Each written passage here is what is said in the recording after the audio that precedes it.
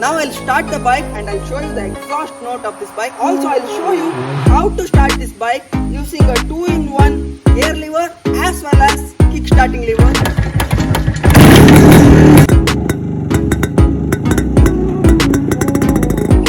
Hello YouTube, this is Dhruva Mundodi and welcome to my channel Mundodi Vlogs. So friends, today I have a beautifully restored Yezdi Roadking with me. This bike belongs to a subscriber and a cousin of mine. I got this bike restored for him. So the Yezdi Roadking is considered as one of the most classic and iconic two-stroke motorcycles ever to be built in the Indian market, and it was built by Ideal Jawa Limited at their Mysore factory. So in India, this bike was in production from 1978 to 1996, and it was originally based out of a race bike. Yes, you heard it right. This particular model is based on a race bike which is called CZ250. It's a ZEC bike, and it won the runner-up medal in the World Biking Championship in 1974.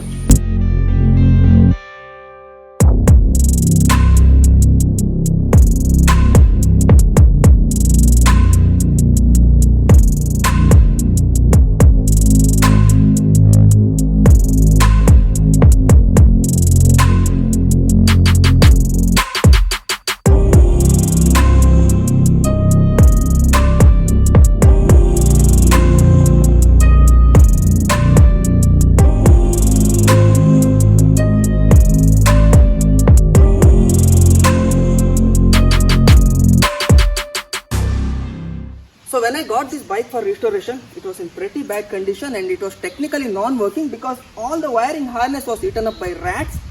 The front brake lever, the clutch lever and all the cables were broken. The brakes were all jammed up and both the front and the back suspension had lost its action. The carburetor was all filled up with junk and rust particles which was developed in the tank. And when I said about the tank, especially the tank had lots of holes developed in it and petrol was leaking from everywhere, and all the body panels were all rusted, the chrome bits were all rusted, especially the tanks. I had to mention this because since there is lots of hole in the tank, we had to do lots of tinkering work on the tank. The reason behind it is you won't get new tank in the market nowadays, so that we have to painstakingly restore the tank by doing some tinkering work on it. It was a pretty difficult work for us because nowadays you won't get experienced mechanics who do such work on a vintage bike like this. Also, one more issue with restoration of vintage bike like this is the availability of the parts. See, there are two types of parts available in the market. One is duplicate first quality parts and the other is original parts. See, I don't prefer using duplicate first quality parts on such a vintage bike because the quality of the work will deteriorate.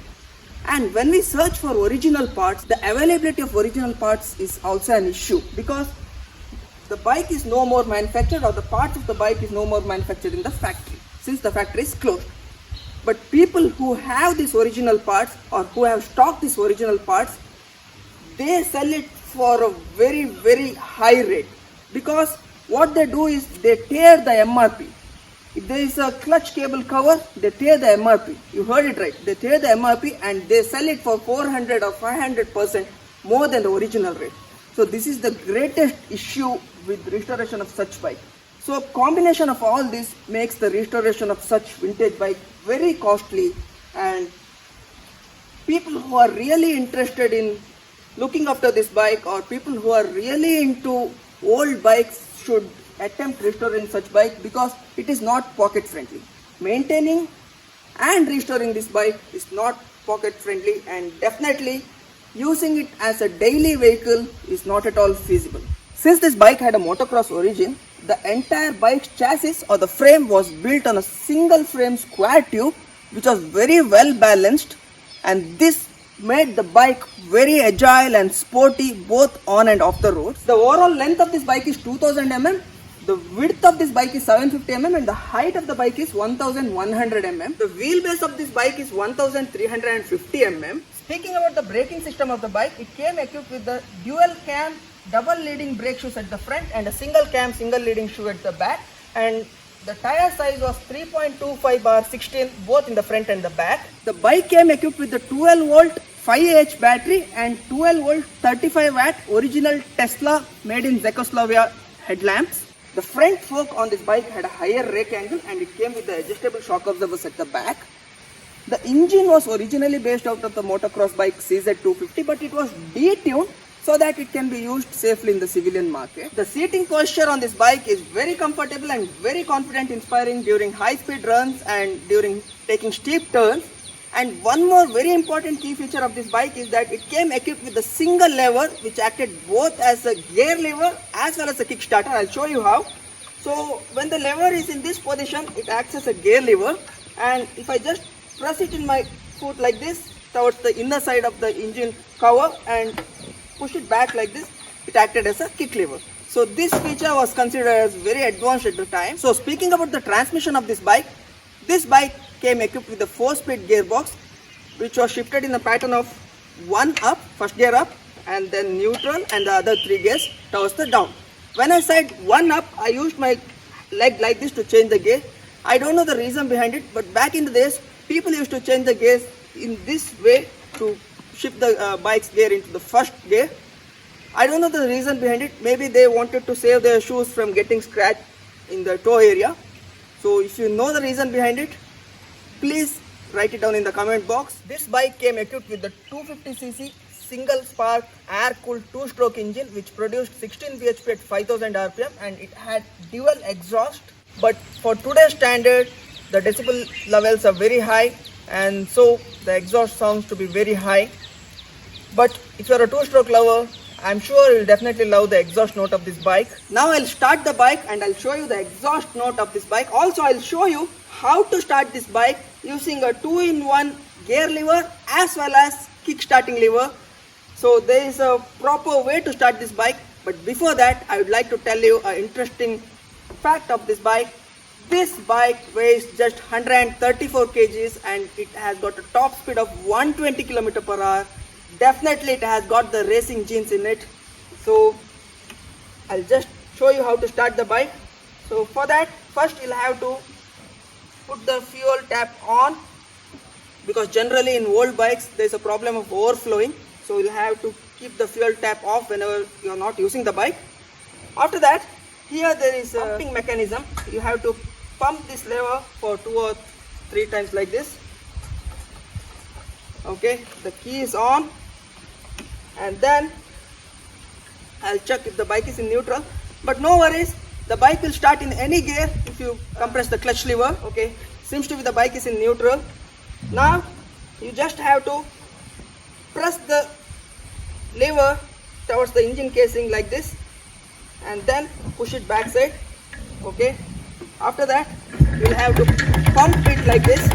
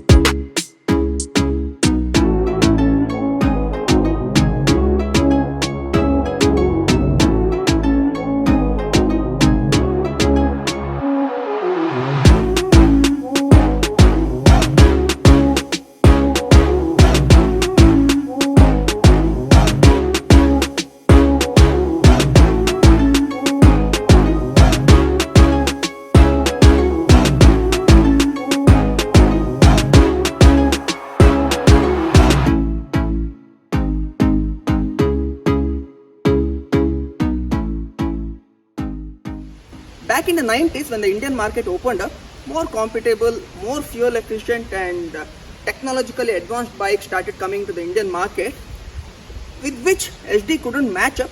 But to match up, they tried, doing some alterations, like they started giving CDI ignition systems with the bike, but it couldn't stand up with the competition from the bikes from the outside market. So sadly, in the year of 1996, HD had to shut down their factory, and so the production of such iconic and retro bike stopped in the Indian market. That's it for today, guys. I hope you have found my video to be informative and interesting. If you have liked my video, please hit the like button, and if you haven't subscribed to Mundodi Vlogs, please subscribe to my channel for more such informative and interesting videos in the future. Thank you, friends.